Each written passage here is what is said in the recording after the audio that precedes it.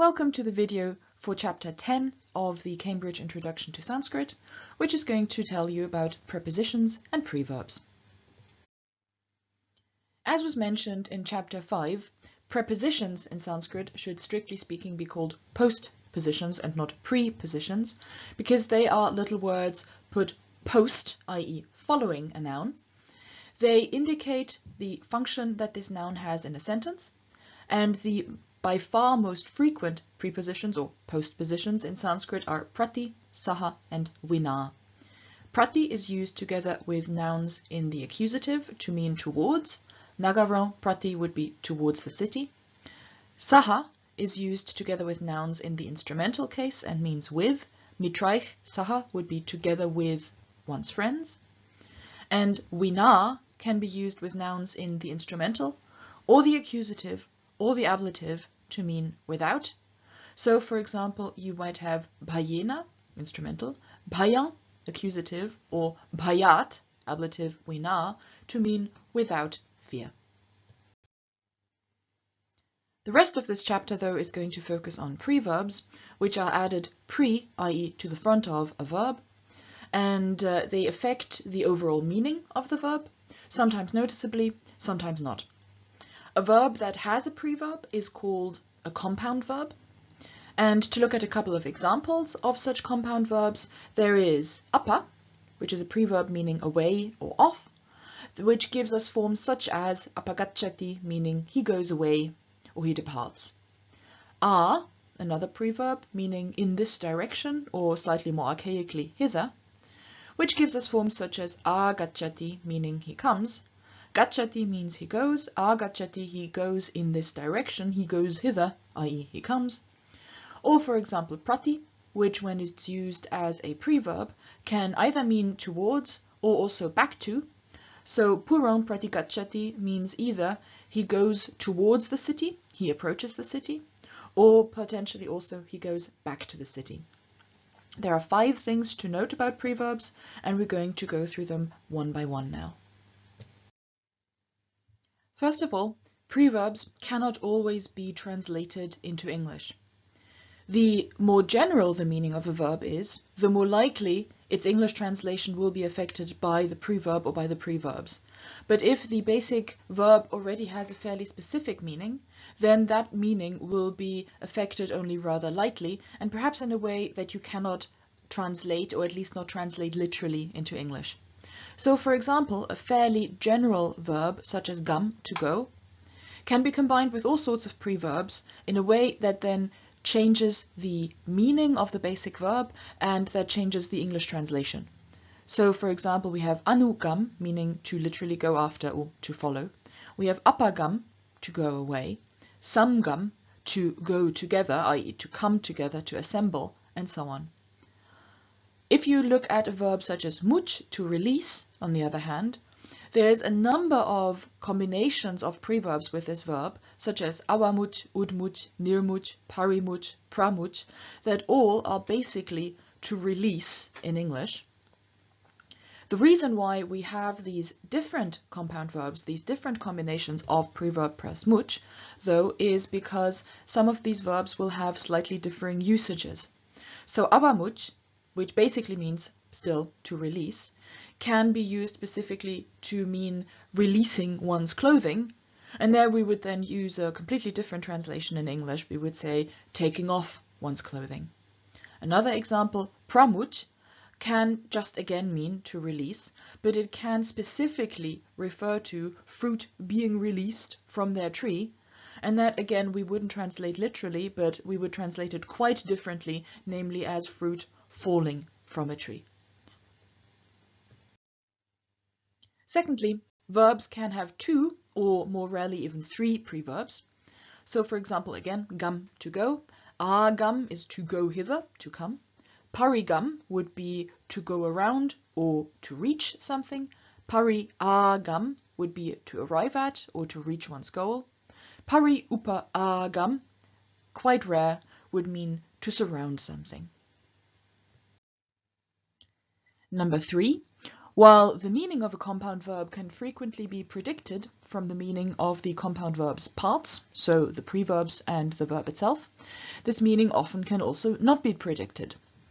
For example, it may be slightly difficult to arrive at the meaning of to surround just by looking at the elements of pari, upa, a, and gam, so to go around, towards, and hither. Similarly, to understand is something or is a meaning that you probably wouldn't be able to arrive at just by looking at the components of awa, gam, which are awa, meaning down or off, and gam, to go. So if neither translating just the basic verb, nor combining the literal meaning of the verb with that of the preverbs works, is enough to figure out the meaning of the compound verb as a whole, you will have to look up the compound verb in a dictionary or word list. On to a formal aspect concerning preverbs, number 4. Sometimes the verb causes internal sandhi. For example, you may find retroflexion of s or n to sh or n. So, for example, in pra nam, to bow forwards or simply to bow, we have a third person singular pra namati with the n having changed into a retroflex n after the r in pra. So pra namati, not pranamati. And in, for example, upa ni sad, to sit near or to sit facing someone, where the normal present tense of sad would be sidati, here we have a change of the s to a retroflex sh after the I contained in upa ni sad, and so we have a present tense upa ni shidati. Sometimes we may also find devoicing. So, for example, of ud sta, to stand up, where the present tense of sta is tishtati, we find the d, devoicing, losing its voice, in front of the unvoiced stop t. So instead of ud tishtati, we have ut tishtati. The important thing here is to be able to recognize the sandhi so that you can identify the basic verb that you're looking at. Being able to split up compound verbs into their parts, so into preverbs and the verb itself, is particularly important because 5. In many dictionaries, and also in this book, compound verbs are listed under the verbal root. So, for example, if you're trying to figure out what a form such as san gacchanti means, then you need to be able to realize that san is the preverb sam, which has been sandhied into san, and that the verb form itself is gacchanti, and gacchanti can be found in the entry for its root, gam, and there you then have to look for a sub-entry on the particular compound verb, sam, gam. Same with pranamati. You need to be able to realize that pra is a preverb, namati actually is the sandhied form of namati, and therefore you need to look for the entry for nam, and in that you need to look for a sub-entry on pra, nam. Same exact thing with upa ni shidati. You need to be able to recognize that upa and ni are preverbs, and that shidati is the sandhied form of sidati, present tense of sad, and therefore if you want to look up what upa ni shidati means, you need to look in the entry for sad, and there in a sub-entry upa ni sad. For the most part, compound verbs behave exactly like normal, like simple verbs. They form their present tense in the same way, they form their future in the same way, and so on. However, absolutives of compound verbs are formed slightly differently from absolutives of simple verbs, because if you remember, simple verbs form their absolutives by taking the zero-grade root and adding twa.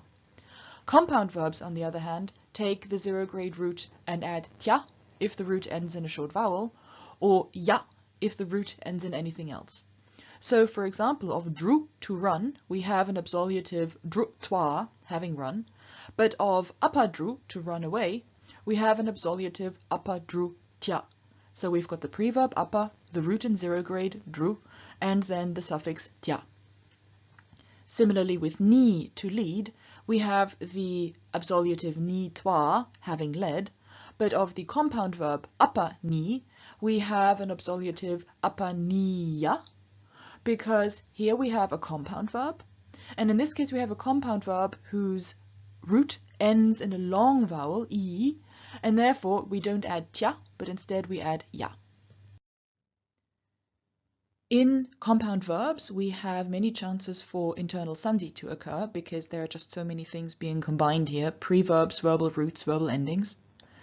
And because that's the case, it makes sense to review internal Sandhi here a little bit and specifically look at the internal Sandhi involving vowels and nasals.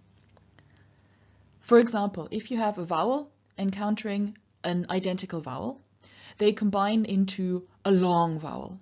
So, for example, a or a plus a or a give us long a.